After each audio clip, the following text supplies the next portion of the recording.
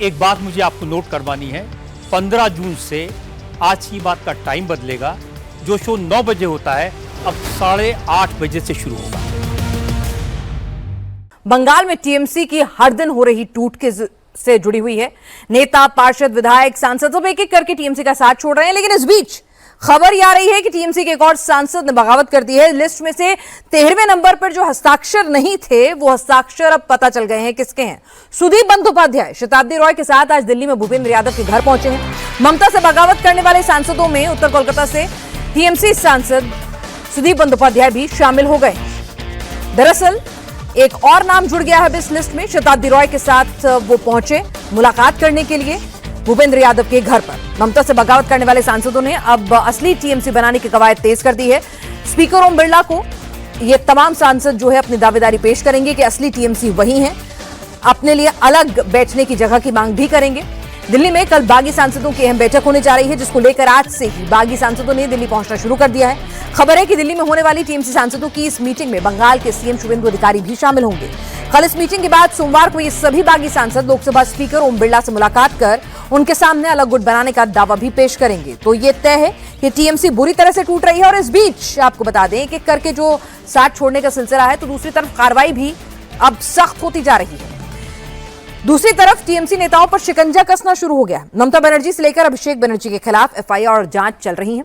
अभिषेक बनर्जी के घर पर सीआईडी से लेकर पुलिस पहुंच रही है। आधी रात को भी छापेमारी हो रही है। पुलिस अभिषेक के खासम खास और पीएस सुमित रॉय की तलाश करने के लिए पहुंची थी, जिसके ऊपर चुनाव के दौरान टिकट के नाम पर पैसा वसूलने के आरोप लगे हैं। सुमित रॉय की मोबाइल की लोकेशन दरअसल अभिषेक बनर्जी के कालीघाट के घर के आसपास मिली। और फिर देखिए पुलिस की फुर्ती देखिए कि रात करीब 3 बजे रेड के लिए वहां पहुंच गई। गेट नहीं खुला तो ताला जबरन तुड़वाया गया, तलाशी ली गई। बंगाल में पुलिस के साथ साथ ईडी और सीआईडी भी पूरे एक्शन मोड में है। अभिषेक बनर्जी के साथ साथ ममता कैंप के दूसरे नेताओं पर भी शिकंजा कसता जा रहा है। और ये शिकंजा उन्हीं नेताओं पर ज्यादा कस रहा है जो दीदी के साथ रह गए हैं। ईडी ने नगर पालिका भर्ती घोटाले मामले में मदन मित्रा के घर समेत 7 ठिकानों पर छापेमारी की है। तो वहीं फर्जी साइन मामले में सीआईडी ने अभिषेक के बाद कुणाल घोष को भी समन भेजकर 14 जून को पूछताछ के लिए बुलाया है। तो इस वक्त दीदी एक तरफ पार्टी की टूट से परेशान है, दूसरी तरफ जो लगातार आरोप लगते रहे पार्टी के ऊपर कि टीएमसी ने अपने 15 साल के पूरे शासन के दौरान जिस तरह से वहां पर टोला मनी, कट मनी, जमीन हड़पना, करप्शन और जिस तरह से एक चीजें सामने आ रही हैं कि जो रिलीफ फंड होता है, जो लोगों को दिया जाने वाला माल होता है, वो टीएमसी नेताओं के घर से निकल रहा है। लोग शिकायत दर्ज करा रहे हैं अब खुलकर। तो ये जो पूरा का पूरा नेक्सस है वो भी अब सामने आ रहा है। तो दीदी कह रही हैं, विक्टिम कार्ड कह रही हैं कि भाई जो उनके साथ रह गए उन्हीं पर कार्रवाई हो रही है, उन्हीं पर जांच बैठ रही है। तो ये वेंडेटा पॉलिटिक्स है। तो वहीं दूसरी तरफ आप देखिए कि 15 साल के शासन के दौरान जो तमाम आरोप लगे हैं अब एक एक करके वो भी खोलकर सामने आ रहे हैं। और वही लोग खोल रहे हैं पोल जो कभी दीदी के साथ हुआ करते थे। वहीं अभिषेक बनर्जी को लेकर दीदी को अल्टीमेटम देने वाले टीएमसी सांसद कल्याण बनर्जी के सुर इस बीच बदल गए हैं। तो दीदी के लिए थोड़ी राहत की खबर है।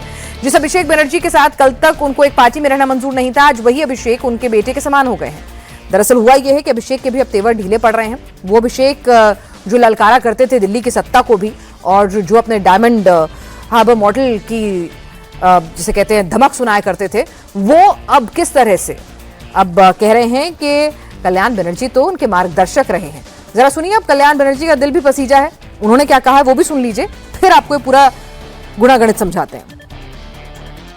लेकिन कल तो वो बोल दिया है, उसका बाद तो कुछ नहीं है। कल तो वो बोल दिया है, जो बोलना है उसको वो तो बोल दिया है। तो हम भी बोल देता, वो भी मेरा लड़का का मापिक है।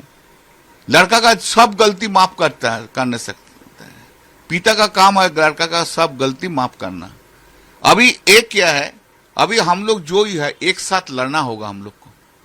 पश्चिम बंगाल और भारतवर्ष का गणतंत्र अभी खतरे में है, स्पेशली पश्चिम बंगाल का गणतंत्र। कभी ऐसा हालत नहीं हुआ पश्चिम बंगाल का जो विरोधी को पूरा वाइप आउट कर देंगे। कल्याण बनर्जी बंगाल में टीएमसी नेताओं पर एक्शन और लोगों के गुस्से के पीछे बीजेपी को जिम्मेदार ठहरा रहे हैं, जिसके साथ ही वो टीएमसी के बागी नेताओं को खुली चुनौती दे रहे हैं और कह रहे हैं कि 19 बागियों में से 18 कभी चुनाव नहीं जीत पाएंगे। अभी जो हालत हो गया, कभी पश्चिम बंगाल में कोई ऑपोजिशन ऐसा नहीं फेस किया है। 1 महीना में हम लोग जो हालत हो गया पश्चिम बंगाल में, पुलिस अरेस्ट करते हैं रात में, हैंडकफ पहन के ले आते हैं, दिन में बीजेपी आदमी को बोल देता है 100 आदमी आके चोर चोर करके अंडा छुप पकता है, उसका लाइफ रिस्क हो गया है।